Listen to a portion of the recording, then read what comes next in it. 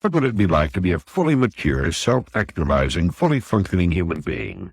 This is the ideal, busy, happy person with all his faculties smoothly functioning in perfect cooperation. No wars going on inside, no hang-ups, no neuroses. The ideal productive person. The late Dr. Maslow made a study of self-actualized people, and they stack up this way. First, these superior people have the ability to see life clearly, to see it as it is rather than as they wish it to be. They are less emotional and more objective about their observations. They're far above average in their ability to judge people correctly and to see through the phony or the fake. Usually their choice of marriage partners is far better than average, although by no means perfect. These self-actualized people are more accurate in their prediction of future events. They see more fully, and their judgment extends to an understanding of art, music, politics, and philosophy. Yet they have a kind of humility, the ability to listen carefully to others, to admit they don't know everything, and that others can teach them. This concept can be described as a childlike simplicity and lack of arrogance. Children have this ability to hear without preconception or early judgment. As the child looks out upon the world with wide, uncritical, innocent eyes, simply noting or observing what is the case, without either arguing the matter or demanding that it be otherwise, so does the self-actualizing person look upon human nature in himself and in others. Without exception, Maslow found self-actualizing people to be dedicated to some work, task, duty, or vocation which they considered important. Because they were interested in this work, they worked hard, and yet the usual distinction between work and play became blurred. For them, work is exciting and pleasurable. Maslow found creativity to be a universal characteristic of all the self-actualizing people he studied. Creativeness was almost synonymous with the terms healthy, self-actualizing, and fully human. And here again, the creativity of these people is similar to that of little children before they learn to fear the ridicule of others. Maslow believes this to be a characteristic which is too frequently lost as we grow older. Self-actualizing people either do not lose this fresh, naive approach, or if they lose it, they recover it later in life. Spontaneity is typical of this person. Self-actualizing people are less inhibited, therefore more expressive, natural, and simple, and of course, they have courage. The courage that's needed in the lonely moments of creation. This is a kind of daring, going out in front all alone, a defiance, a challenge. Thus, while these persons are humble in that they're open to new ideas, they're willing to forego popularity to stand up for a new idea. The self-actualizing person is a hard worker. Inspirations are a dime a dozen. The difference between the inspiration and the finished product, for example, Tolstoy's War and Peace, it's an awful lot of hard work. To go on, the self-actualizing person has a low degree of self-conflict. He's not at war with himself. His personality is integrated. This gives him more energy for productive purposes. As Maslow puts it, truth, goodness, and beauty are in the average person in our culture only fairly well correlated with each other, and in the neurotic person even less so. It is only in the evolved and mature human being, in the self-actualizing, fully functioning person, that they're so highly correlated that for all practical purposes they may be said to fuse into a unity. The psychologically healthy person is both selfish and unselfish, and in fact these two attitudes merge into one. The healthy person finds happiness in helping others. Thus for him, unselfishness is selfish.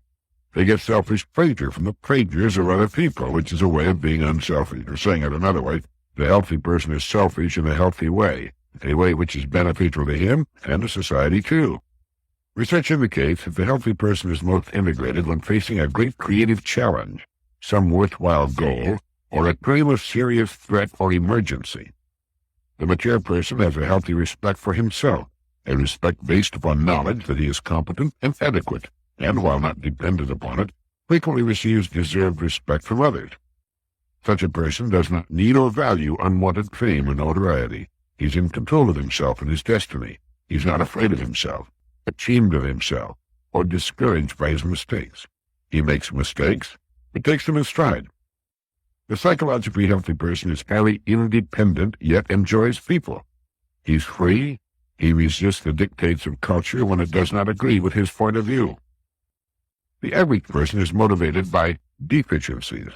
He seeks to fulfill his basic needs for safety, belongingness, love, respect, and self-esteem. A healthy person is motivated by a desire for self-actualization or growth. A man has a hierarchy of needs. As one is satisfied, a new one pops up. The needs start with the purely physiological: food, liquid, shelter, sex, sleep, and oxygen, not necessarily in that order. But a man who's extremely and dangerously hungry, Dr. Maslow said, no other interests exist but food. He dreams food, he remembers food, he thinks about food, he emotes only about food, he perceives only food, and he wants only food. But what happens to man's desires when there's plenty of bread, and when his belly is full? At once other and higher needs emerge, and these, rather than physiological hungers, dominate the organism. And when these in turn are satisfied, again new and still higher needs emerge, and so on. Maslow contends that throughout his life the human being is practically always desiring something. He is a wanting animal, and rarely reaches a state of complete satisfaction except for very short periods of time. As one desire is satisfied, another pops up to take its place. Once the physiological needs are fairly well satisfied, safety needs arise. Since the safety needs are generally fairly well satisfied in the healthy, normal adult, they can be best understood by observing children or neurotic adults. Child psychologists and teachers have found that children need a predictable world. A child prefers consistency, fairness, and a certain amount of routine. When these elements are absent, he becomes anxious and insecure. Freedom within limits, rather than total permissiveness, is preferred. In fact, is necessary to develop well-adjusted children, according to Dr. Maslow. Insecure or neurotic adults behave much like insecure children. Such a person, says Maslow, behaves as if a great catastrophe were always almost impending. He's usually responding as if to an emergency. That is to say, a neurotic adult may be said to behave as if he were actually afraid of a spanking. The insecure person has a compulsive need for order and stability and goes to great lengths to avoid the strange and the unexpected. The healthy person also seeks order and stability, but it is not the life or death necessity that it is for the neurotic. The mature person also has an interest in the new and the mysterious. When the physiological and safety needs are met, needs for love, affection, and belongingness emerge. The person now strives for a place in his group, and he'll strive with great intensity to achieve this goal. It suddenly becomes more important than anything else in the world, and the person may even forget that once when he was hungry, he sneered at love as unreal or unnecessary or unimportant. Love in the sense of being deeply understood and deeply accepted, Carl Rogers' definition. Following this is the need for personal development and the utilization of one's potential. On and on the needs of humankind go, the need for identification, the need to understand the unknown, the need to transcend whatever has been accomplished in the past. They're never-ending. In trying to understand what motivates people, it's important to remember that once a need has been gratified, it has little effect on motivation, at least for a while. As Dr. Maslow has said, a want that is satisfied is no longer a want. As long as we want things and are motivated toward their achievement, we are alive, interested, motivated. If we run out of wants or lose all hope, an unhealthy situation develops. Dr. Maslow talks of clinical experience with cases in which previously healthy adults suffered boredom, loss of interest in life, depression, and self-dislike. Such symptoms, when they appear in apparently intelligent people, are often brought about when, in Maslow's words, people are leading stupid lives in stupid jobs. I've seen many women, Maslow goes on, intelligent, prosperous, and unoccupied, fully develop these symptoms of intellectual inanimation. Those who followed the recommendation to immerse themselves in something worthy of them showed improvement or cure, often enough to impress me with the reality of the cognitive needs. One of the major problems of the growing adult, the adult who aspires toward fulfillment and self-actualization, is the choosing of new meaningful goals as his former goals are accomplished, and being accomplished, no longer motivating. It's important that we do not stop along the line and sit down for too long. To remain healthy and alive, a person needs a new interest, a new challenge as he satisfies the old one.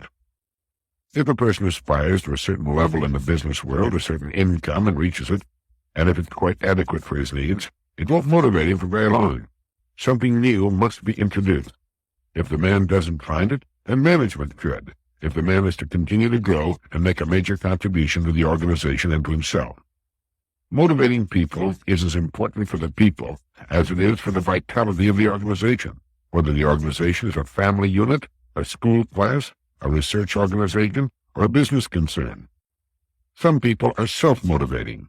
We all know such people are always off on some interesting new endeavor, but I'm afraid a large percentage are not. They seem to lack the curiosity or the creativeness or the knowledge to seek out new motivating challenges for themselves. Our lives are full of things, our pasts full of events that were once the most exciting things that buoyed us up to great heights of expectation and filled our lives with fresh new interests. Today, well, an old hat like the 3-year-old car or the 10-year-old home, they no longer suffice to motivate us. And what's the busy wife and mother to do when the last of her kids marries and moves away, or when her husband retires from his job of 30 or 40 years?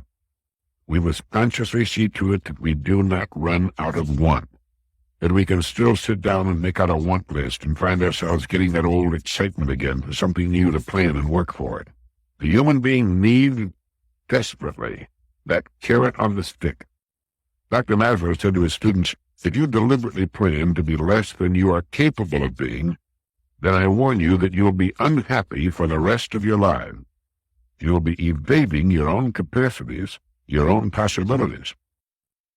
Henry James, the very prolific American novelist, brother of William James, who is often called the father of American psychology. In fact, the James family remained outstanding for generations. Henry James once wrote in The Ambassadors, "Live all you can. It's a mistake not to. It doesn't so much matter what you do in particular, so long as you've had your life. If you haven't had that, what have you had? What one loses, make no mistake about that. The right time is any time that one is still so lucky as to have. Live." Well, that wouldn't be a bad piece of advice to have framed and placed in a conspicuous place, would it? Live all you can. It's a mistake not to. But it seems that relatively few people are aware of living, as they take so many important things for granted. They wake up, go about their days, go back to sleep without once having thought, I'm alive, and I'm sensing this day. It is only when life begins to reach its conclusion that people become aware of the importance of living. It's like those people who have to be sick to appreciate good health, or deprived of their freedom in order to realize its value. People who are aware of living, of enjoying living, are like sponges. They soak up all that goes on around them. They're aware of other people, of what's being said. They're observers of their environment. Their eyes are everywhere. I played golf once with a man who often stood with his eyes squinted, staring for long moments at the trees or a particularly pleasant view. I asked him about it. He said, "Now look at that grove of trees over there and squint your eyes. Look at the rich shadows underneath them." And then he said, black is the mother of all color. It was a curious thing. And so I stood and squinted my eyes, and sure enough, the sight appeared as a painting, and the shadows did deepen. Everyone else on the golf course was simply playing golf. This man was acutely aware of everything going about him as well. He was living more than we were. He was getting more out of his life than we were. As Henry James said, the right time is any time that one is still so lucky as to have. The right time is while we're working, or driving, or with our loved ones, or alone. The right time is the only time we've got, which is now. And if we haven't learned to live now, we'll always be living on the hope that perhaps the future will be somehow better. Now is the future we were thinking about last year, and if you don't make it into tomorrow, will you have enjoyed, will you have been aware of today? Well, it's worth thinking about. Anything that can make life more interesting, more vivid, is worth giving some thought to. Older people are always saying to younger people, you don't realize how lucky you are, which I suppose means that they didn't either. Robert Jones Burdett wrote, "There are 2 days in the week about which and upon which I never worry. 2 carefree days, kept sacredly free from fear and apprehension. One of these days is yesterday, and the other day I do not worry about is tomorrow."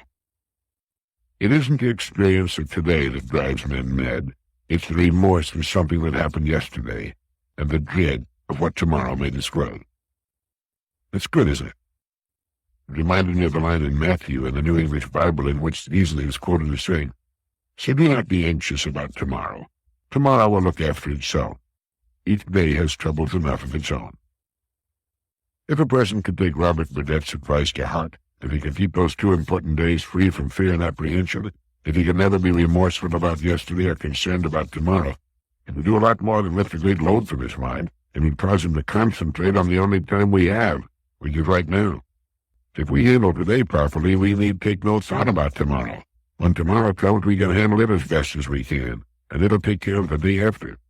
This is not to say that we should not set goals for ourselves. I think we should, most definitely.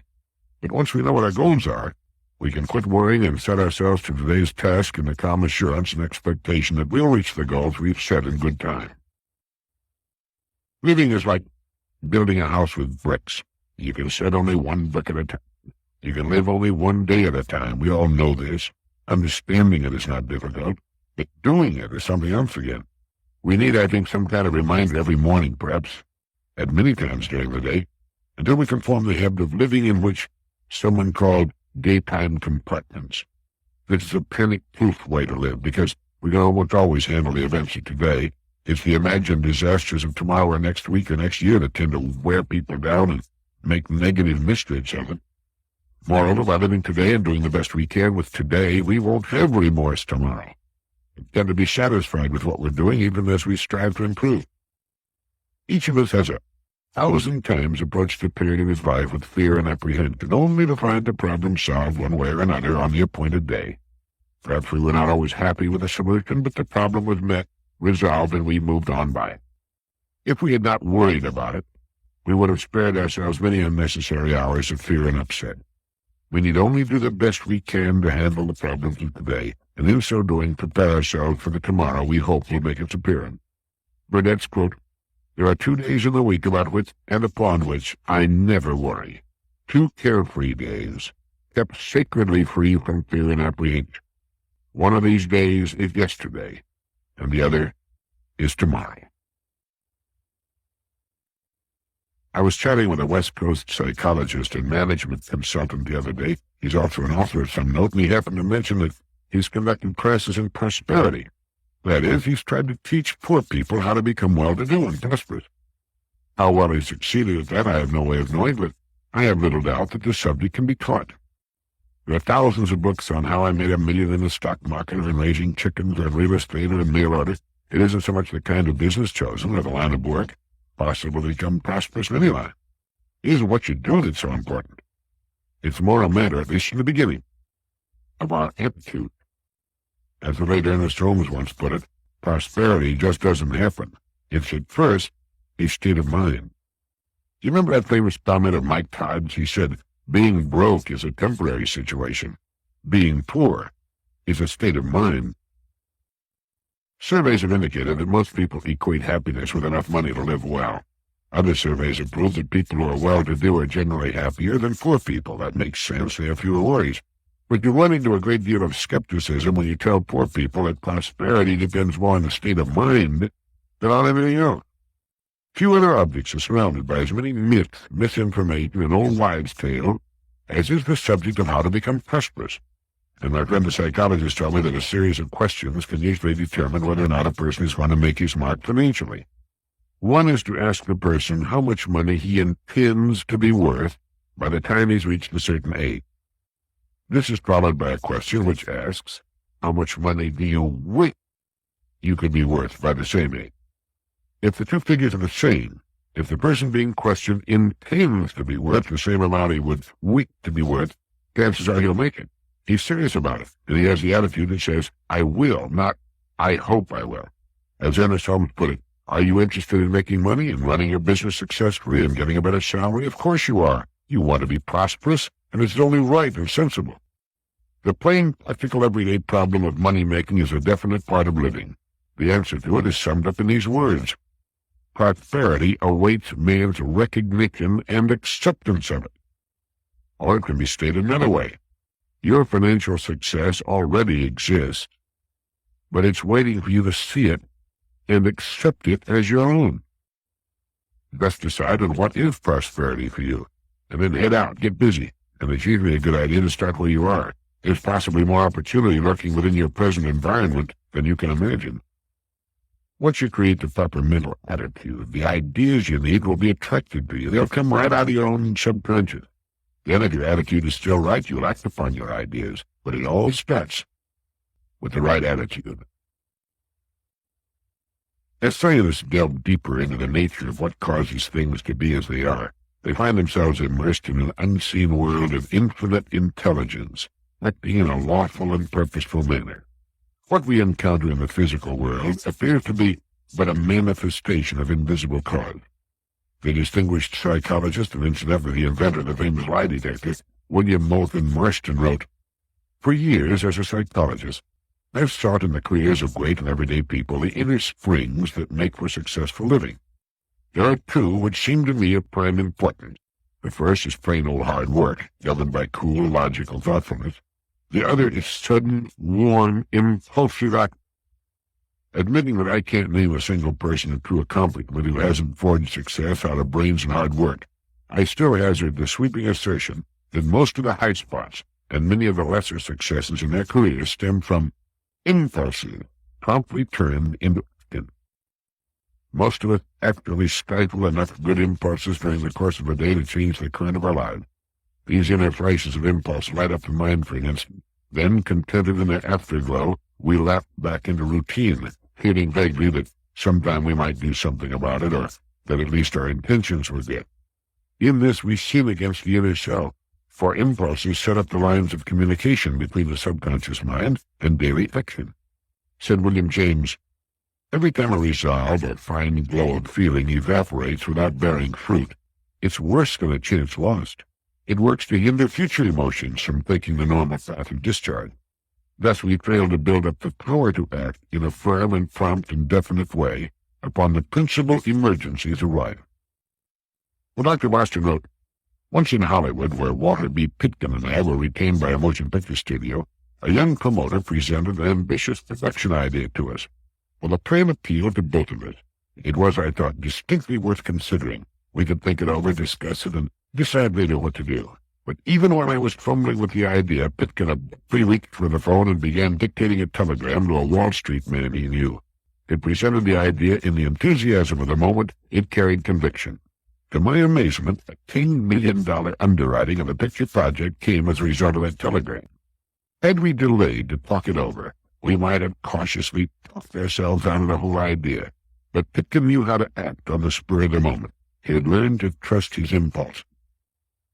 Behind many an imposing executive desk sits a man who is there because he learned the same lesson. The person who follows his impulses is not necessarily flighty, far from it. The timid soul, however, is fearful lest impulse lead him into all manner of mistakes. Mistakes are inevitable. We're bound to make them, no matter which course we take. Some of the worst mistakes in history have followed consciously reasoned decisions. The mistakes of inaction, flanked by heavy reasoning, are likely to be worse than the mistakes of genuine impulse. The life stories of successful people are full of episodes that have marked turning points in their careers. True impulses are intelligent.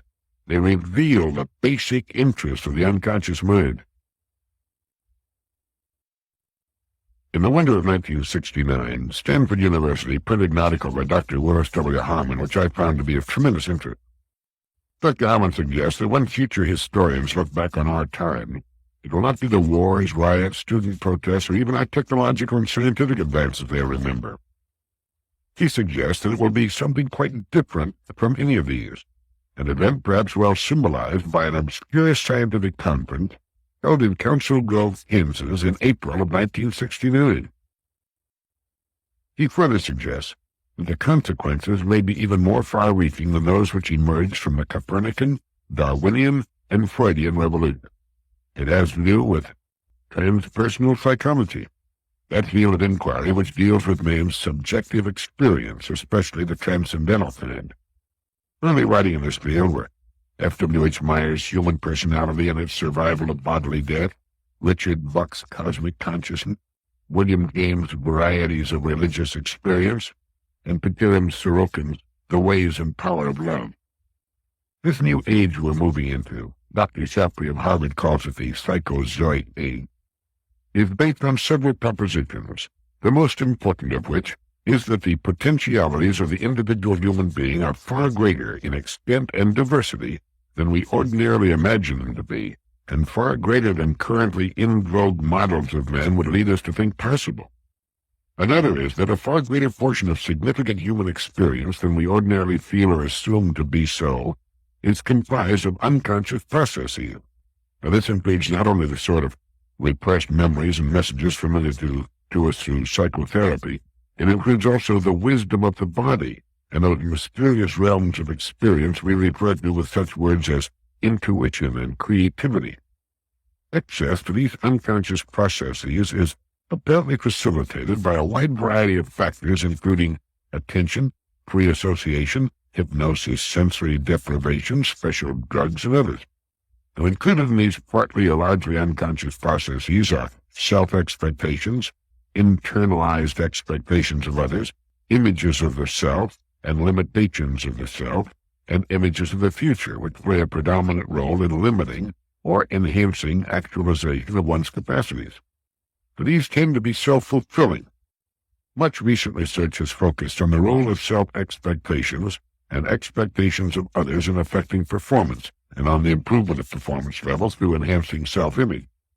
The validity of the self-fulfilling prophecy and the self-realizing image appears to grow steadily in confirmation.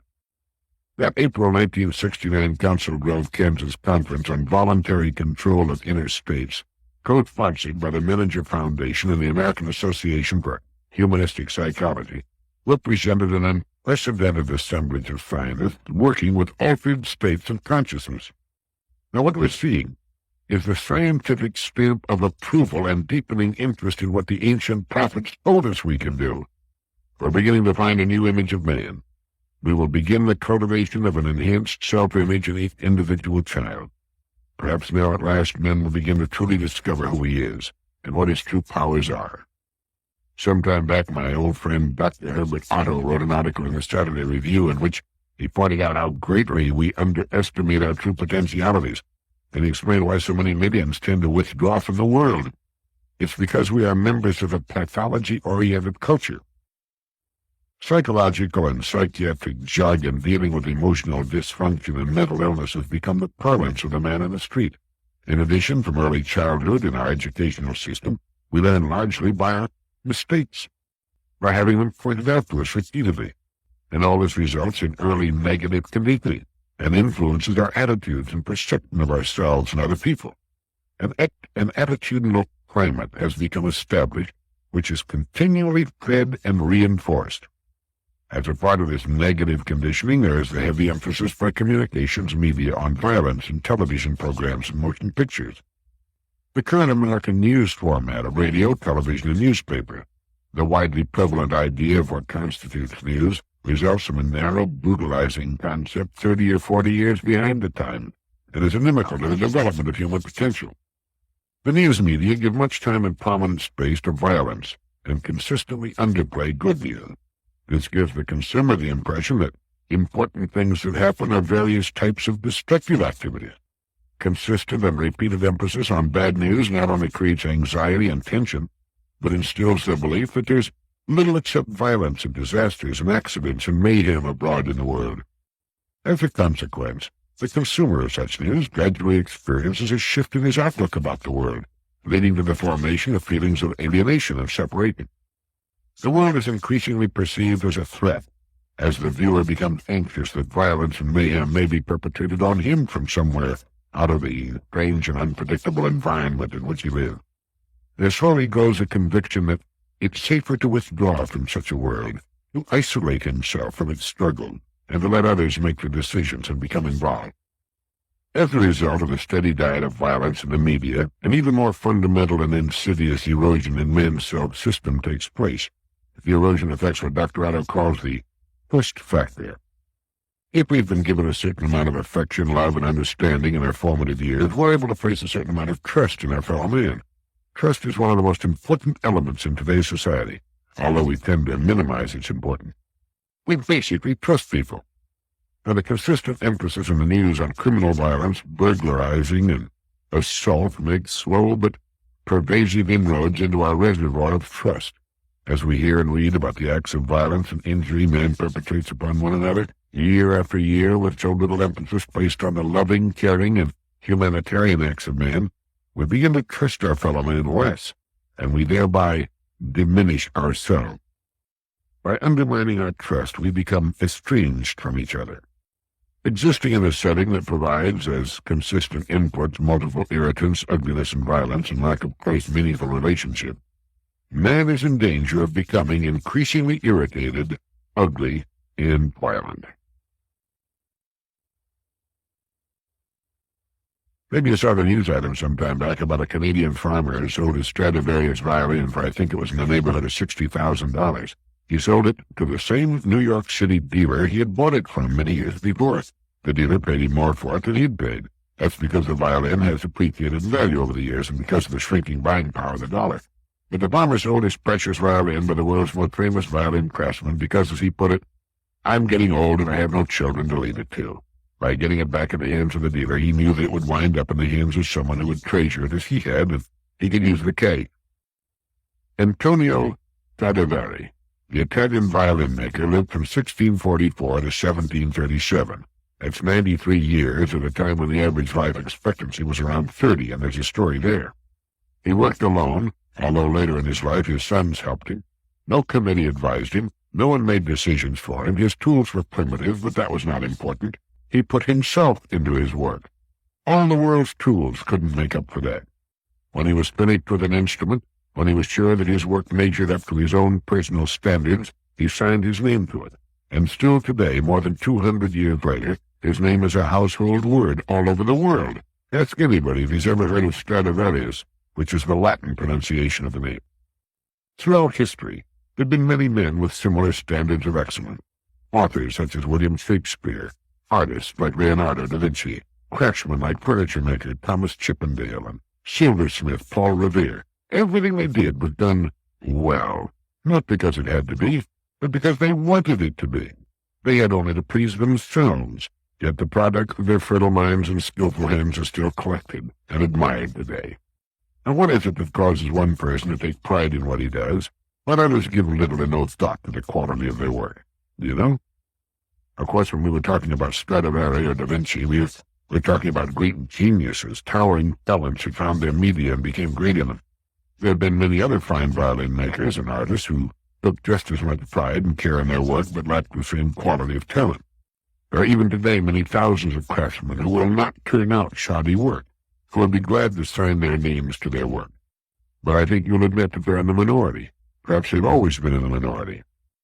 But the respect for quality never changes. It still commands the highest price. It is still revered wherever we find it, and the person performing it has gained for himself two precious assets. One, he's built the kind of security that lasts a lifetime. He need never worry about his income. And two, his work is a source of satisfaction and joy to him. He derives deep satisfaction from being an uncommon person. There are people who set their own high standards to which they make themselves measure up.